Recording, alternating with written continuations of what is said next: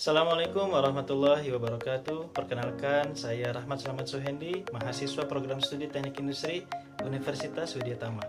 Dalam kesempatan kali ini, saya akan mempresentasikan chapter pertama dalam mata kuliah manajemen proyek. Proyek. Definisi dari proyek adalah suatu urutan aktivitas unik, kompleks, dan terhubung yang memiliki satu tujuan dan harus diselesaikan pada waktu tertentu sesuai anggaran serta sesuai spesifikasi. Dari definisi tersebut, kita dapat melihat karakter-karakter dari sebuah proyek. Sebuah proyek harus berupa sesuatu urutan aktivitas. Dengan kata lain, sebuah proyek terdiri atas sejumlah aktivitas yang harus diselesaikan dengan urutan tertentu yang telah ditentukan. Urutan aktivitas didasarkan pada persyaratan teknis, bukan hak prerogatifnya manajemen. Jadi bagaimana cara kita menentukan urutan aktivitas dari sebuah proyek? Untuk menentukan urutannya, ada baiknya melihat output dan input dari suatu aktivitas. Output dari suatu aktivitas atau serangkaian aktivitas menjadi input bagi aktivitas atau serangkaian aktivitas lainnya. Karakter selanjutnya adalah aktivitas unik.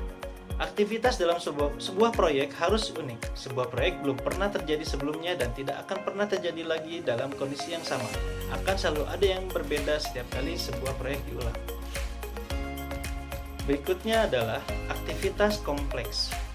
Kegiatan yang membentuk proyek tidak sederhana, biasanya rumit dan berulang. Berikutnya, keterhubungan aktivitas. Keterhubungan menyiratkan bahwa ada hubungan logis atau teknis di antara aktivitas-aktivitas dalam sebuah proyek. Ada urutan yang diperlukan untuk membuat sebuah proyek terselesaikan. Mereka dianggap terhubung karena output dari satu aktivitas adalah input bagi aktivitas lainnya. Misalnya, kita harus merancang program komputer sebelum kita dapat memprogramnya. Karakter berikutnya adalah satu tujuan.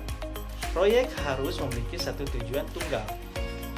Proyek yang sangat besar dan kompleks dapat dipecah ke dalam subproyek. Subproyek tersebut dapat ditentukan dalam departemen, divisi, ataupun tingkat geografis.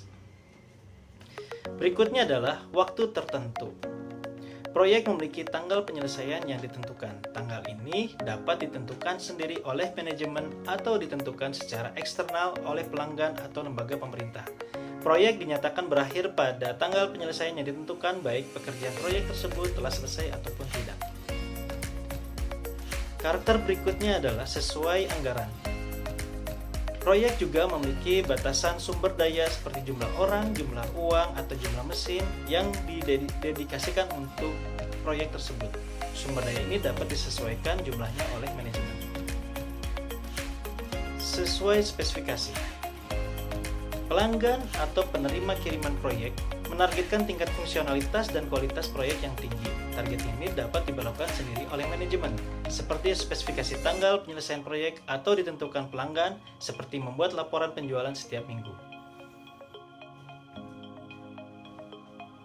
Spesifikasi dapat berubah selama berjalannya proyek, misalnya saja dikarenakan berubahnya situasi bisnis.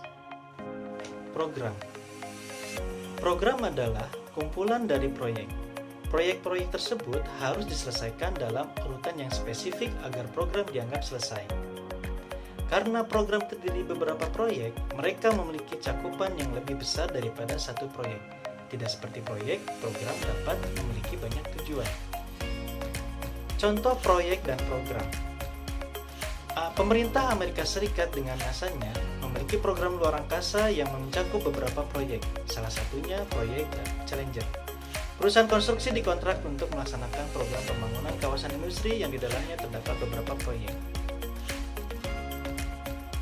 Proyek merupakan sistem dinamis yang harus dijaga dalam keseimbangan.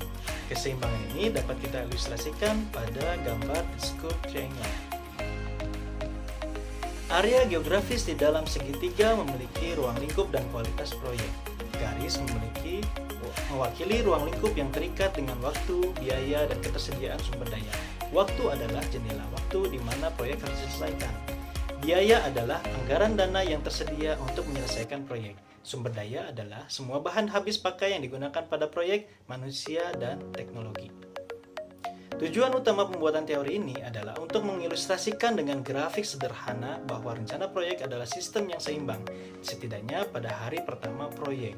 Karena rencana proyek adalah sistem dalam keseimbangan, jika pada hari-hari berikutnya salah satu dari 5 variabel berubah, setidaknya satu variabel lain harus berubah untuk memulihkan keseimbangan sistem. Contoh kasus. Misalnya, jika klien mengubah tanggal jatuh tempo kiriman ke tanggal sebelumnya, panjang sisi waktu akan dikurangi dan ketiga sisi tidak lagi melingkupi cakupan dan kualitas.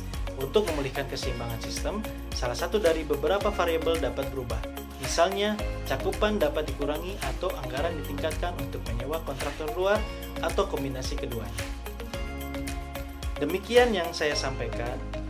Untuk lebih sempurnanya pemaparan yang saya sampaikan ini, saya mohon kritik dan sarannya. Semoga apa yang disampaikan dapat bermanfaat. Terima kasih. Assalamualaikum warahmatullahi wabarakatuh.